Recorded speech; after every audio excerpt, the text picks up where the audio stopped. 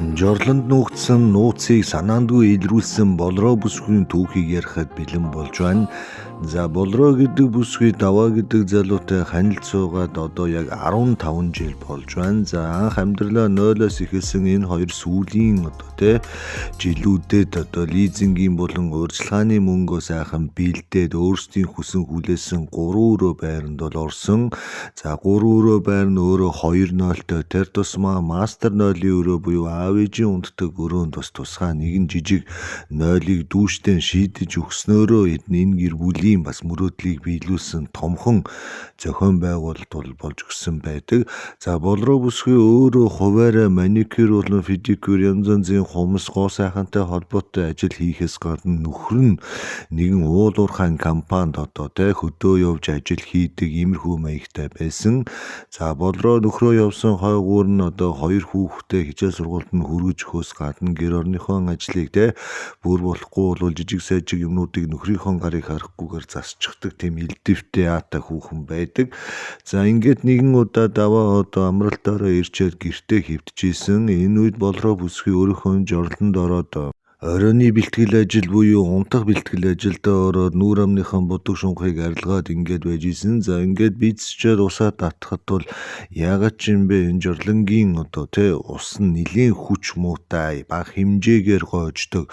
Тэр тусмаа буцаад ус нь дүүрэхтэй нэлийн удаж урд урдынхнаасаа шал өөр болсон байгаа мэдрэмжийг бол авсан. За шинэхэн байр учраас яагаад сантехник асуудал гарваа гэдгийг нөхөртөө хаалга онгоолгоод хэлгээд нөхөр нь утас үзэнгээ бас давхар зурагт хараа хэвтчихсэн.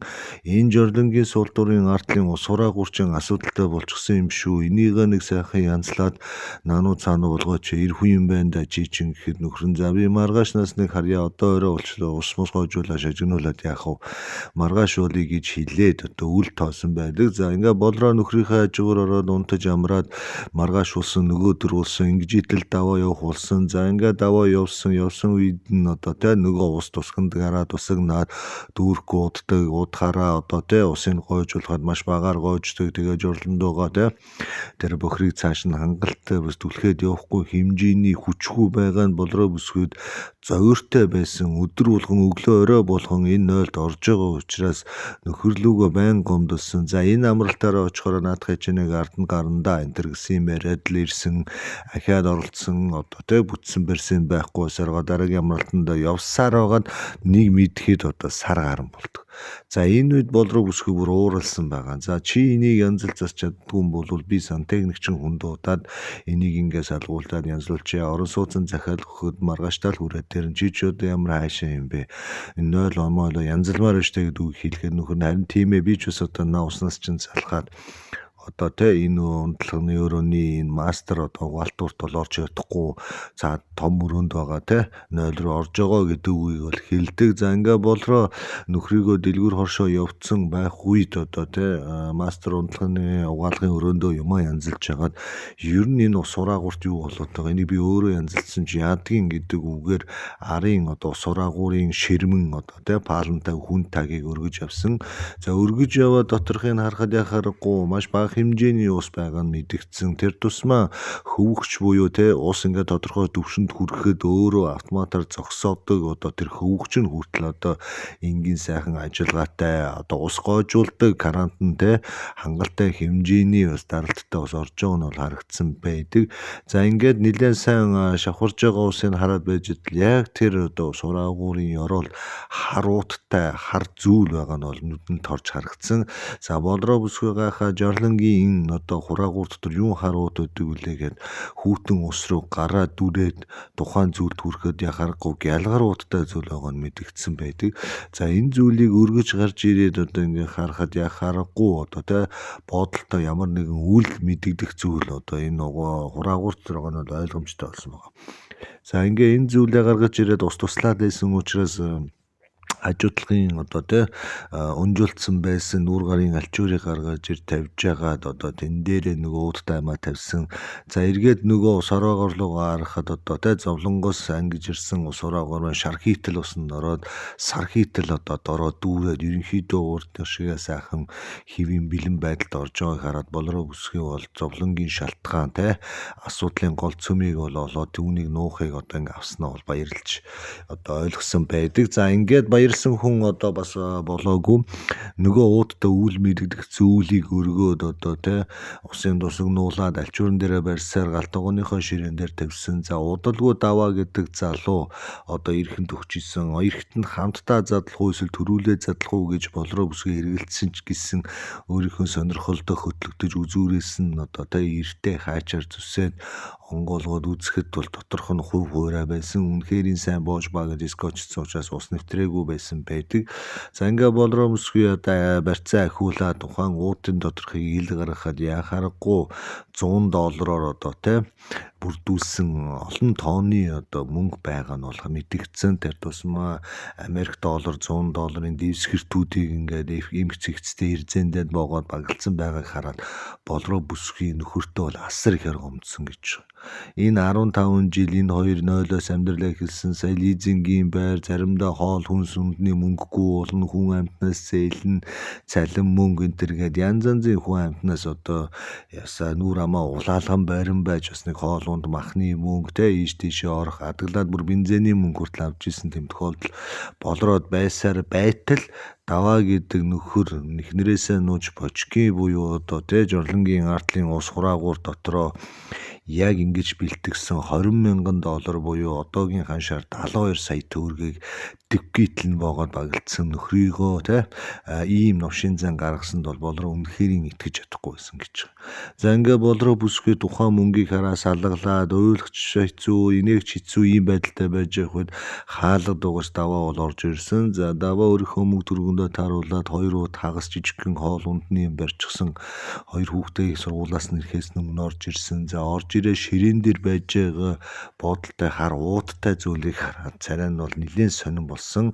За цанаа цалин болонгууд та шууд уудтай аймаа газар тавингуудаа хурдан хурж ирээ ширээн дээр байсан хар уудтай зүйлийг авч ивхэж чи яагаад хүний өгөнд орохгүй дураараа энэ тэр артлын юм зүйлийг онгоолгож энэ зүйлийг гаргасан бэ гэхэд болроо чи надад мэдэгддэггүй алан олон нууцтай байдгийг би дөнгөцөө илрүүлчихэд ингэ байж гин чи намайг тэр артлыг онгоолгоод үзэж чадахгүй гэж бас бардаж бодож ирсэн үү яагаад ингэж энэ бочкины ард ийм хэмжээний мөнгө миний мэддэхгүйгээр ингэж байж байгаа чи тайлбарлана үгүй бол хоёлоо энэ тухай нэлээд нарийн ширээ ярина гэдгийг хэлэхэд даваа бол ерөнхийдөө нэлээд хуйлхан буусан маягтай за яг би чамд бүх зүйлийг дэс дараатай тайлбарлая чи ингээд өнгө сонсч эмоц гаргаж бити дуу чимээ гаргах гэдэг ямар ч байсан би чамд нарийн ширээ юм хэлье энэ мөнгө бол миний ч мөнгө биш энэ бол хүний мөнгө гэж хэлсэн тэнгууд болроо бити худлаа яриад чи ерөөсөө ажил дээр төрөлтөөгөө ингээд ийш тийшээ яваад ингэж идэг чи энэ хоорондоо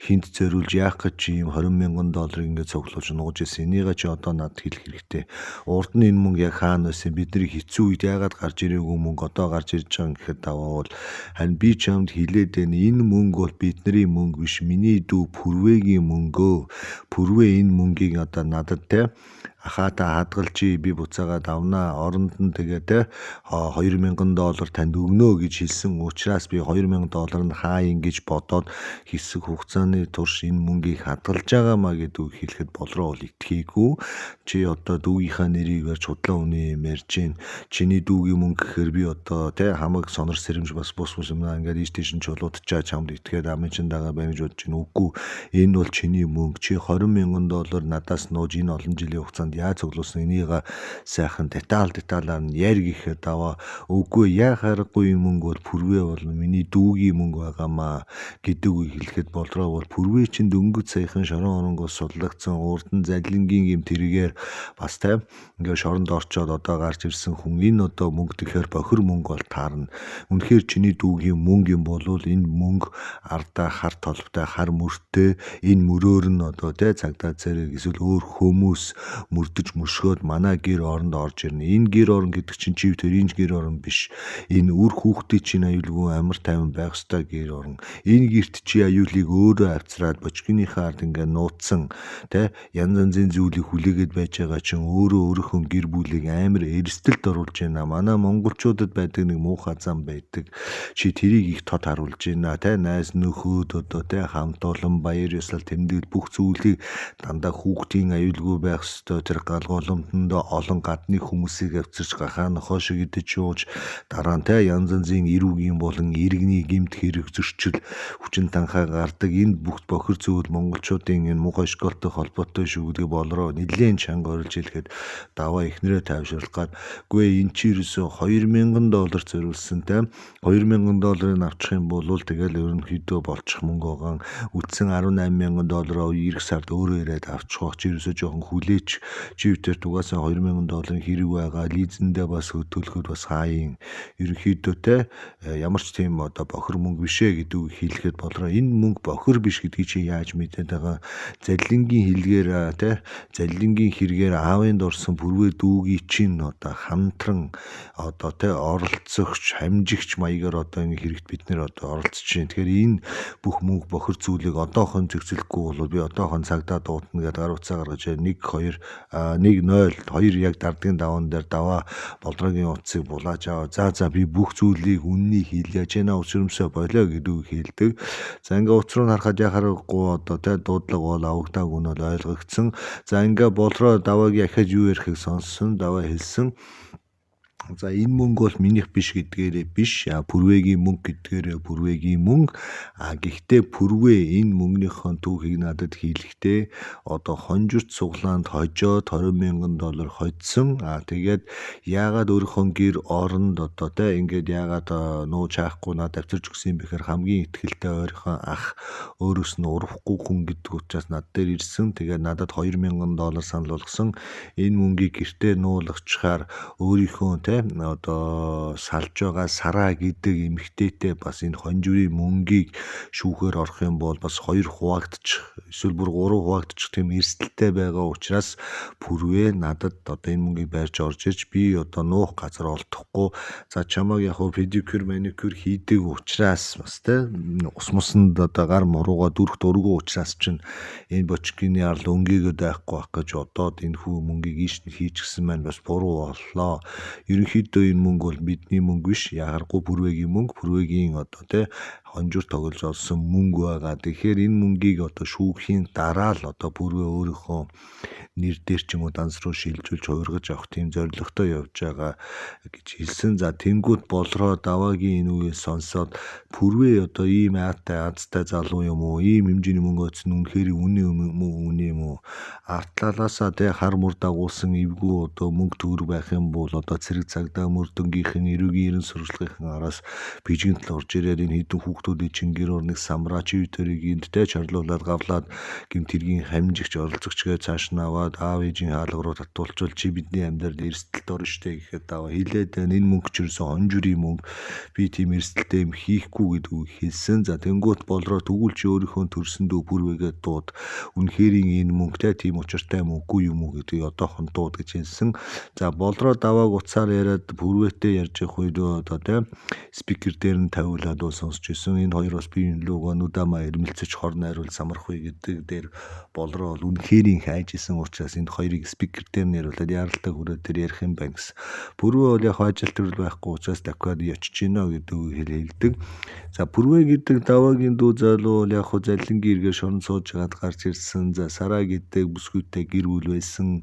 За Тодоо гэдэг нэгэн хүүтэй энэ хоёр голоосоо гэтэл болроод хамгийн зөв ношим юу санагдадсан бэ гэхээр өөрийнхөө төрсөн хүү Тодоогоос мөнгө хармалж өөрийнхөө ахын гэрийн бочгинд бас мөнгө ингэж нууж байгаа нь өөрөө бас хамгийн новшин сэтгэлгүй арчаага алдсан эр хүн юм байна. Тэр тусмаа болроо гэдэг бүсгүй өөрийнхөө одоо те нөхрийн дүүгийн ихнэр буюу одоо пүрвэгийн экс Сараатай бол нэлээд хөөрхөн энгийн одоо нэг айлын бэрүүд гэдэг утгаараа хөөрхөн харьцаатай байсан.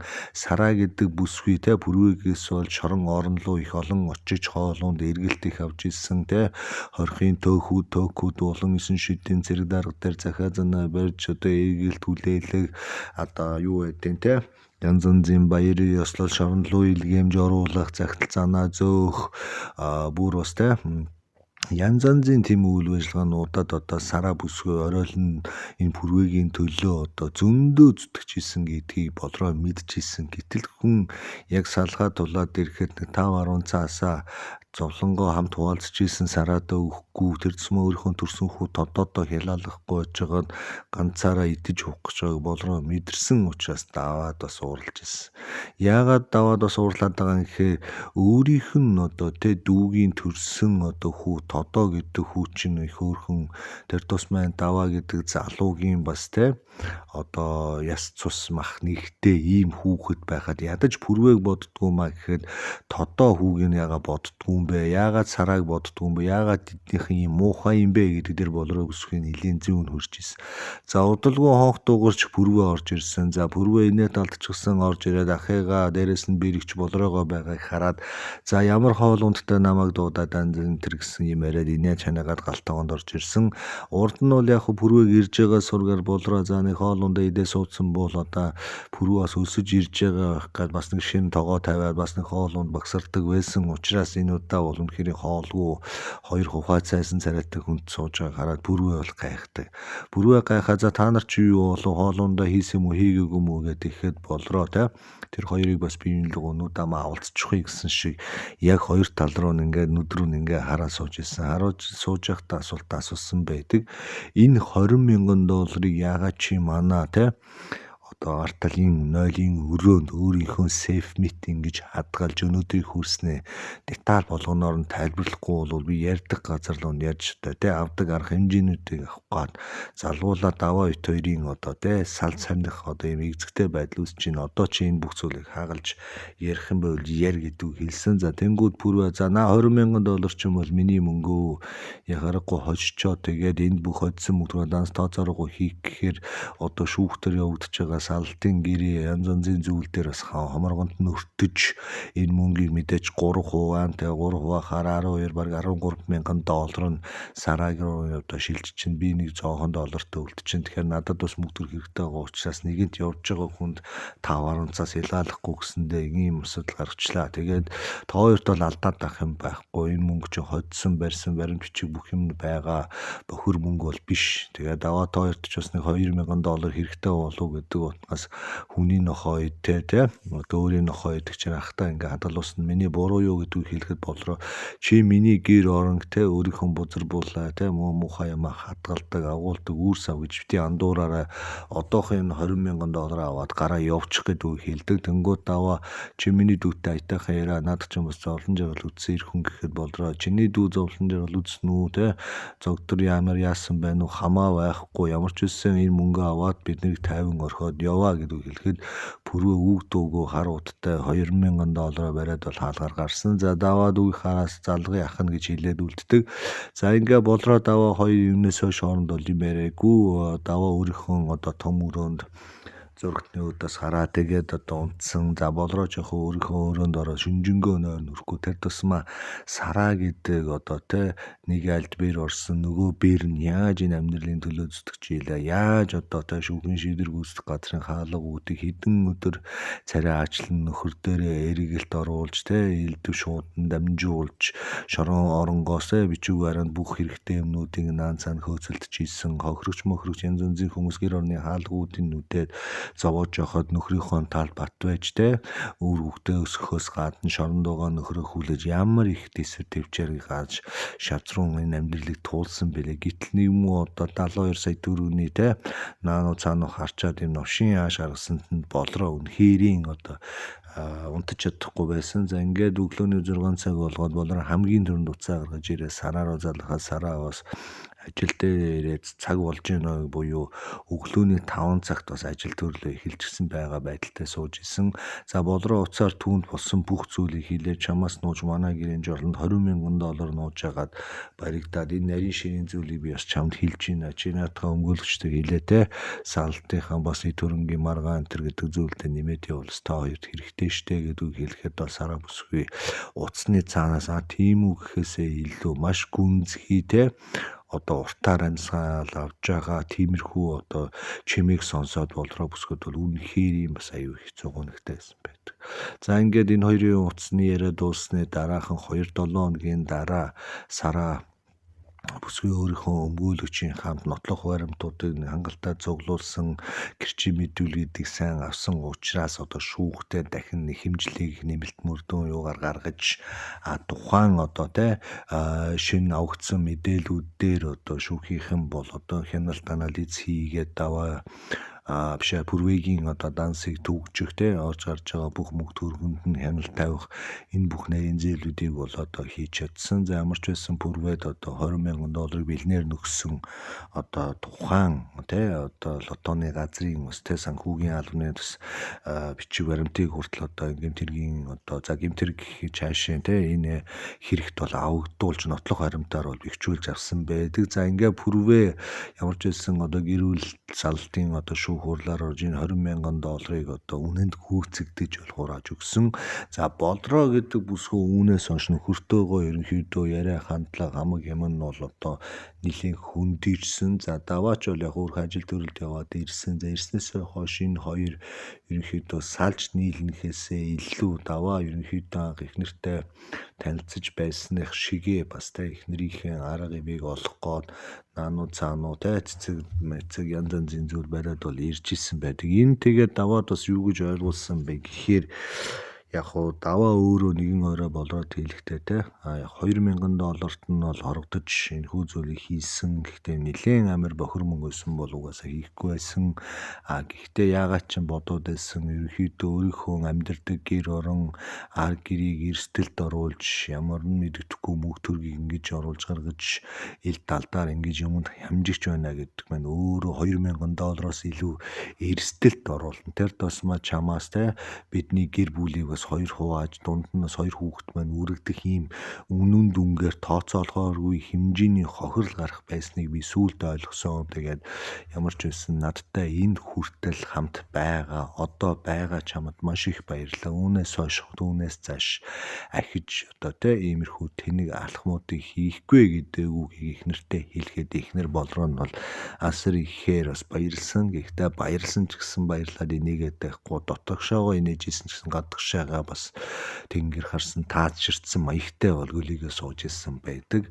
Тэгээд ерөнхийдөө ингээд санамсаргүй байдлаар болроо гэдэг бүсгүй жорлонд нуугдсан нууцын мөрийг одоо нэлийн бүжгэн ангүймэн болгож нэлийн хэмжээний адреналиныг мэдэрч инхүү одоо зүйлийг бол илрүүлж эмх цэгцэнд нь оруулж ямар ч байсан болроо даваа хоёрын 15 жил хоёр хүүхэд төрүүлсэн эцэг эхийн энэ амьдрал нь нурж унчихгүйхэн шиг үргэлжлээ цаашаагаа бол явсан байдгийм аа. Тэгэхээр ерөнхийдөө энэ гоё түүхүүд биднэрт өнөөдөр юу хэлээд байна вэ гэхээр нууц бүхэн ил гардаг. Бүх нууц цаг хугацаатай. Нууц уулган өөрөө ил гарахыг хүсэж идэг. Хин нэгэн ил гарахгүй бол өөрөө яаж хийж байгаа цухууд ил гарч идэг. Тэгэхээр нууцгүй амьдрнаа гэдэг хүнд хамгийн одоо амар амгалан магадгүй бидний хайгаад байгаа тэр аз жаргал гэдэг зүйл чинь магадгүй нууцгүй амьдралыг хилээд байгаа юм биш үү гэдгийг энэ миний оруулж байгаа гой түүхүүд та бүхэн өдөр болгон цаг тутамд бол ингэж харуулж байгааг та бүхэн мэдэрч байгаа. Тэгээ ямар ч байсан нэг иймэрхүү хүнд хэрэгтэй ийм гоё түүхүүдийг цаашдаа угсраад цаг нар алдахгүй араас нь цувруулаад ороолоод явуул учраас та бүхэн гоё түүхүүд суугтай эргэлзэх юм байхгүйгээр дардаг барьдаг одоо бүх юмын сайхан тулталдаараа дэмжиж яваарай. За ингээд орж гараад ойрхон байж байгаарай. Дараагийн гоё түүхүүд араас орж ирнэ.